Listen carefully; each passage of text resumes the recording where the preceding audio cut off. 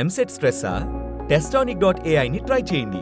Free mock test, custom test, AI insights మరియు performance tracking కూడా. Register now.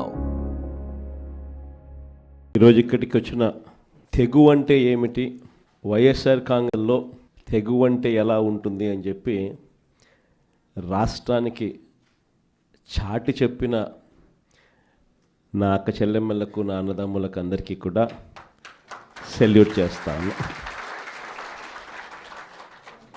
ఎందుకంటే ఈరోజు మనము యుద్ధ వాతావరణంలో ఈరోజు ఆంధ్ర రాష్ట్రంలో ప్రజలు బ్రతుకుతూ ఉన్న పరిస్థితులు కనిపిస్తూ ఉన్నాయి. ఇలాంటి దుర్మార్గమైన పాలన, రెడ్ బుక్ పాలన బహుశా ఎప్పుడు కూడా ఆంధ్ర రాష్ట్రంలో గతంలో ఎప్పుడు చూసి ఉండదు. అలాంటి పరిస్థితుల మధ్య ప్రజాస్వామ్యాన్ని ఖూనీ చేయడం అంత సులువు కాదు. ప్రజల్లో వ్యతిరేకతను గొంతు పట్టుకొని నలపడం అంత సులభం కాదు. ఇచ్చిన మాటను, మేనిఫెస్టోలో చెప్పిన మాటలను నిలబెట్టుకోకపోతే నీ తోలు తీస్తాం అని చెప్పగలిగిన సత్తా వైఎస్ఆర్సీపీకి ప్రతి గ్రామం నుంచి ఆ కార్యకర్త లేస్తాడు అని చెప్పి చాటి చెప్పాం.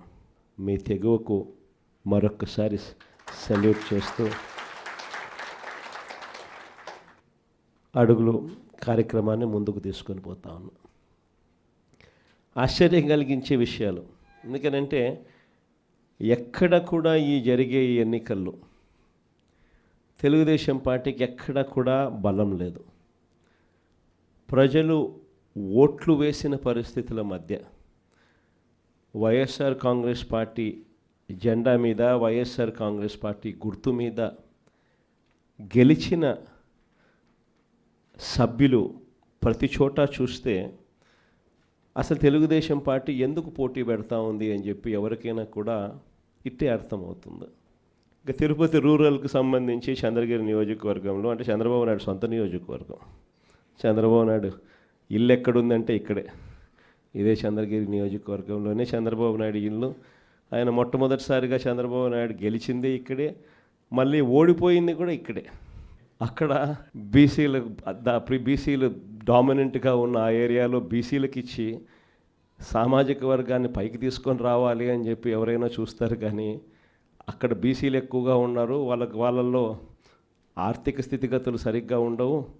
కాబట్టి ఈయనైతే ఆర్థికంగా సౌండ్గా ఉంటాడు, బీసీలని ఎప్పుడు కూడా తొక్కి పెట్టచ్చు అని చెప్పి అక్కడికి పోయి అక్కడ పాగా వేసినాడు. నిజంగా ఏ తెలుగుదేశం కార్యకర్త కూడా ఇళ్ళకి వెళ్ళి వాళ్ళ గ్రామాలలో వాళ్ళు తిరుగుతూ వాళ్ళ గ్రామాలలో ఉన్న ప్రజల ఇళ్ళకు వెళ్ళి బాగున్నారా మీరు అని పలకరించే ధైర్యం చంద్రబాబు నాయుడు గారికి సంబంధించిన ఏ కార్యకర్తకు లేదు. కారణం, చంద్రబాబు నాయుడు గారికి సంబంధించిన ఏ కార్యకర్త అయినా కూడా ప్రజల్లోకి వెళ్ళి వాళ్ళ ఇళ్ళ దగ్గరికి వెళ్తే ప్రతి ఒక్కరికి కూడా వెన్నులో భయమే. చివరికైతే నా అక్క చెల్లెమ్మలందరూ పొద్దుటూరు నుంచి ఎదురు చూస్తూ ఉన్నారు, కడప నుంచి ఎదురు చూస్తూ ఉన్నారు. ఏదో ఉచితంగా బస్సు వస్తుంది, ఏదో విశాఖపట్నం పోయి రావచ్చు కదా, పొద్దున పోయి సాయంత్రానికి వెనక్కి రావచ్చు కదా అని చెప్పి అటువంటి చిన్న చిన్నవి కూడా పట్టించుకోవడంలా, దానికి కూడా దిక్కులేని పరిస్థితిలో ఈరోజు రాష్ట్రంలో పరిపాలన సాగుతూ ఉంది. మరోవైపున చూస్తే వ్యవస్థలన్నీ పూర్తిగా విధ్వంసం. మొన్నటిదాకా వైఎస్ఆర్ కాంగ్రెస్ పార్టీ ఉన్నంత వరకు గవర్నమెంట్ బడులలో పిల్లలకు గవర్నమెంట్ బడులకు పోయేదానికి గర్వంగా ఉండేది. గవర్నమెంట్ బడులలో మన పిల్లలను చదివించేటప్పుడు మనం గర్వంగా చెప్పుకునే పరిస్థితి నుంచి ఈరోజు గవర్నమెంట్ బడులలో అప్పట్లో నో వేకెన్సీ బోర్డ్స్ నుంచి ఈరోజు గవర్నమెంట్ బడికి పంపించాలంటే తల్లిదండ్రులు హెసిటేట్ చేసే పరిస్థితులకి మళ్ళీ స్కూళ్ళు నాశనమైన పరిస్థితులు కూడా ఇప్పుడే చూస్తూ ఉన్నాం. వైద్య రంగం ఇంకా దారుణంగా తయారైపోయింది. ఈరోజు ఎవరికైనా ఆరోగ్యం బాగోలేకపోతే లక్షలు ఖర్చు చేస్తే తప్పనిచ్చి, వాళ్ళు ఖర్చు పెట్టుకుంటే తప్పనిచ్చి, వాళ్ళ అప్పులు పాలు అయితే తప్పనిచ్చి ఈరోజు ఆ పేదవాడు బతికి బయట పడే పరిస్థితే లేదు. ఏ పంటకు కూడా ఈరోజు గిట్టుబాటు ధర రాని పరిస్థితి. ఉచిత పంటల బీమా గాలికి ఎగిరిపోయింది. ఈ క్రాప్ బుకింగ్ ఎక్కడుందో ఎవడికి తెలియని పరిస్థితి. రైతుల పరిస్థితి ఈరోజు రోడ్డున పడి రైతులు అల్లాడుతూ ఉన్నారు. పెట్టుబడి సహాయం కింద కనీసం జగన్ ఉంటే 13,500 ఇచ్చేవాడు. జగన్ పోయాడు, 26,000 ఈయన ఇస్తానన్నాడు. ఆ 26,000 కూడా గాలికి ఎగిరిపోయింది అని చెప్పి ప్రతి రైతు కూడా చంద్రబాబు నాయుడుని తిట్టుకుండా తిడతా ఉన్న పరిస్థితి కనిపిస్తూ ఉంది. వ్యవస్థలు పూర్తిగా అధ్వానమైన పరిస్థితులకి నీరుగారి. ఎక్కడా కూడా పెన్షన్ల విషయానికి చూస్తే ఈయన ముఖ్యమంత్రి కాక మునుపు 66,60,000 పెన్షన్లు. ఈ రోజుటికి 12 నెలల్లో జరిగిన పెరుగుదల ఏమిటి అని అంటే 4 లక్షల పెన్షన్లు తీసేయడం. పెరగాల్సింది పోయి ఒక కొత్త పెన్షన్ ఇవ్వకుండా 4 లక్షల పెన్షన్లు ఊడగొట్టడం. ఇది చంద్రబాబు నాయుడు చేసిన ఘనత. మరోవైపు కరప్షన్ చూస్తామా అంటే విచ్చలవిడి కరప్షన్. ఏ గ్రామంలో చూసినా కూడా పక్కనే బెల్ట్ షాప్ కనిపిస్తుంది. గుడి పక్కన, బడి పక్కన, ఇంటి పక్కన బెల్ట్ షాపే కనిపిస్తుంది. ఏ బెల్ట్ షాప్లో చూసినా కూడా షాపుల కన్నా 20 రూపాయలు, 15 రూపాయలు బాటిల్కి ఎక్కువ రేటుకి అమ్ముతూ ఉన్న పరిస్థితి మన కళ్ళ ముందునే కనిపిస్తుంది. ఇసుక కళ్ళ ఎదుటే కనిపిస్తూ ఉంది. మన హయాంలో కన్నా 2 రేట్లకి పెట్టి అమ్ముతూ ఉన్నారు. మన హయాంలో ఉన్న గవర్నమెంట్ కన్నా ఆదాయం వస్తాను నేను. ఇప్పుడు గవర్నమెంట్కి రూపాయి ఆదాయం లేదు. రేటు చూస్తే మనకన్నా 1.5 రెట్లు, 2 రెట్లు ఈ రేట్లు ఎక్కువతో అమ్ముతూ ఉన్నారు. మట్టి, మైనింగు, నియోజకవర్గంలో ఏదైనా పరిశ్రమలు ఏదైనా నడవాలి అని అంటే పరిశ్రమలు అన్నీ ఎమ్మెల్యే దగ్గరికి రావాలా, ఎమ్మెల్యేకి అంతో ఇంతో ముట్ట చెప్పాలా, ఎమ్మెల్యే ముఖ్యమంత్రికి అంతో ఇంతో ముట్ట చెప్పాలా. నాకింత నీకింత అని రాష్ట్రాన్ని దోచుకొని తింటా ఉన్నారు మొత్తం రాష్ట్రం అంతా కూడా. ఇవన్నీ కూడా కళ్ళ ఎదుట కనిపిస్తూ ఉన్న పరిస్థితులు. దీని నుంచి డైవర్ట్ చేసేదానికి ఏం చేస్తూ ఉన్నాడు? రోజుకొక డైవర్షన్ టాపిక్. ఏదైనా ఊరు పేరు లేని కంపెనీకి విశాఖపట్నంలో 3,000 కోట్ల రూపాయలు విలువ చేసే భూములు ఇస్తాడు. ఏదో ఉర్సా అంట కంపెనీ పేరు. ఇంద్రనైనా ఈ ఉర్సా అని చెప్పి చూస్తే ఊరు లేదు, పేరు లేదు. వారు కట్టే కరెంటు బిల్లు ఏంది అని అంటే కనుక వాళ్ళు కట్టే కరెంటు బిల్లు ఒక ఇంట్లో ఒక అపార్ట్మెంట్లో రెసిడెన్షియల్ అపార్ట్మెంట్ కట్టే కరెంటు బిల్లు ఆ కంపెనీ కడతా ఉంది. పోనీ అమెరికాలో వాళ్ళ ఆఫీస్ ఏందని చెప్పి అక్కడికి పోయినారు మనోళ్ళు ఎంక్వైరీ చేయడానికి. ఆడ చూస్తే ఆడ ఒక చిన్న ఇండ్లు. ఊరు పేరు లేని ఈ కంపెనీకి 3,000 కోట్లు విలువ చేసే భూమి 99 పైసలకంట.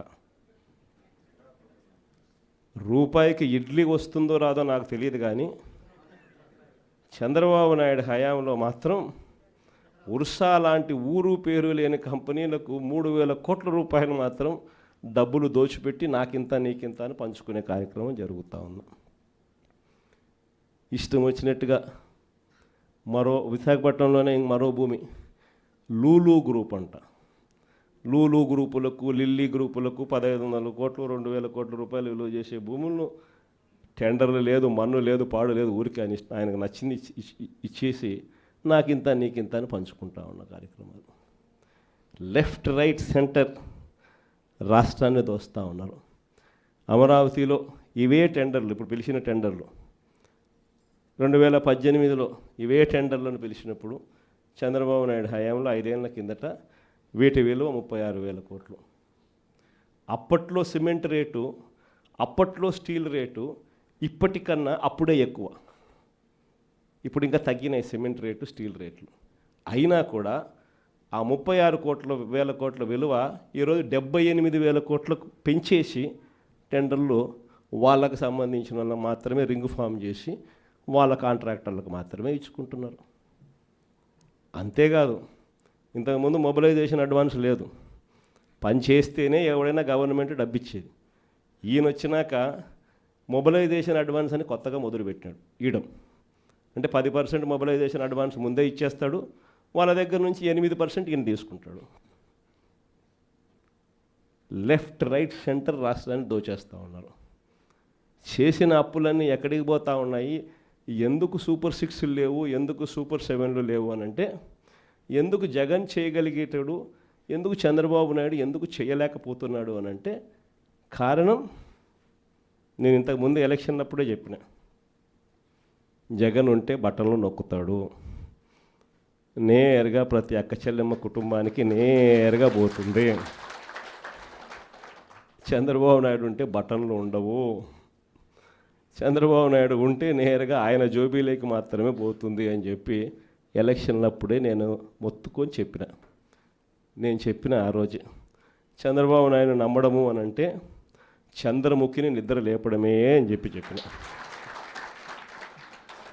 చెప్పింది నేను ఆ రోజు ఎన్నికలప్పుడు నేను చెప్పిన ఆ మాటలు కన్నా ఎవరైనా వింటే ఇప్పుడు కరెక్ట్గా అవి ప్లే చేసి చూస్తే జగన్ కరెక్ట్గా చెప్పినాడు, అబ్బా మనమే మోసపోయినాం పొరపాటున అని చెప్పి ఈరోజు ప్రతి ఇంట్లో కూడా ఖచ్చితంగా చర్చ జరగాల్సిందే. ప్రతిరోజు డైవర్షనే, ఇవన్నీ జరుగుతూ ఉన్నాయి, సమాధానాలు చెప్పుకోలేక ప్రతిరోజు ఒక డైవర్షన్. ఓ రోజు లడ్డు అంటాడు, ఇంకో రోజు బోట్ అంటాడు, మరో రోజు ఏమన్నా ఐపీఎస్ ఆఫీసర్ అధికారిని అరెస్ట్ అంటాడు. కరెంటు బిల్లులు షాక్ కొట్టే విధంగా అప్పుడే పెరిగిపోతున్నాయని చెప్పి మళ్ళీ ఆ టాపిక్ నుంచి డైవర్ట్ చేసేందుకు ఇంకొకటి ఆయన చేసిన లిక్కర్ స్కాములు మనం ఇంకొకటి మీద లిక్కర్ స్కాములు రుద్ది ఇంకొక లిక్కర్ స్కామ్ అరెస్ట్ అని చెప్తాడు. ఇట్లా ప్రతిరోజు చూస్తే ఏదో ఒక సెన్సేషన్ క్రియేట్ చేయడం, ఆ సెన్సేషన్ నుంచి టాపిక్లు డైవర్ట్ చేయడం. ఇంతకుముందు రోమన్ రాజులు చేసేవాళ్ళు, ప్రజల్లో వ్యతిరేకత, రోమన్ రాజుల మీద వ్యతిరేకత ఎక్కువగా వస్తూ ఉండేది అని చెప్పి అప్పట్లో వాళ్ళంతా గ్లాడియేటర్స్ అని ఒక గేమ్స్ నిర్వహించేవాళ్ళు.